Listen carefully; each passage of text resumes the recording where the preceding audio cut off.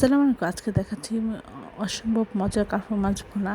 আমরা প্রথমে আধা চামচ মরিচের গুঁড়ো, আধা চামচ হলুদ গুঁড়ো, আধা চামচ লবণ, সামান্য একটু পানি দিয়ে আমরা মশলাটা খুব ভালো করে মাখিয়ে দেব। দিয়ে এবং এই মশলাটা প্রতিটা মাছের পিছনে গায়ে আমরা এইভাবে সুন্দর করে ডলে ডলে লাগিয়ে দেব, যেন মশলাটা খুব ভালো করে মাছের গায়ে লেগে যায়, এতে খেতে ভালো লাগবে। সবগুলি মাছের গায়ে লাগানোর পরে আমরা তেলটা ভালো করে গরম করে দিয়ে দিব। এক পাশ ভাজা হয়ে গেলে উল্টে অপর পাশ ভেজে দিব। তেলের মধ্যে পেঁয়াজ, কাঁচামরিচ পরিমাণ মতো দিয়ে একটু ভেজে নিয়ে আদা চামচ আদা বাটা, আদা চামচ রসুন বাটা দিয়ে আমরা সামান্য একটু পানি দিয়ে এর মধ্যে 1 চামচ মরিচের গুঁড়ো, আধা চামচ হলুদ গুঁড়ো, আধা চামচ ধনিয়া গুঁড়ো, আধা চামচ জিরা গুঁড়া দিয়ে মাছগুলি দিয়ে দিব। দিয়ে এক পাশ হওয়ার পরে উল্টিয়ে অপর পাশ রান্না করে নেব। এটা অসম্ভব মজা হয়েছিল খেতে। আশা করি আপনারা একবার হলো এইভাবে রেসিপিটা ট্রাই করবেন।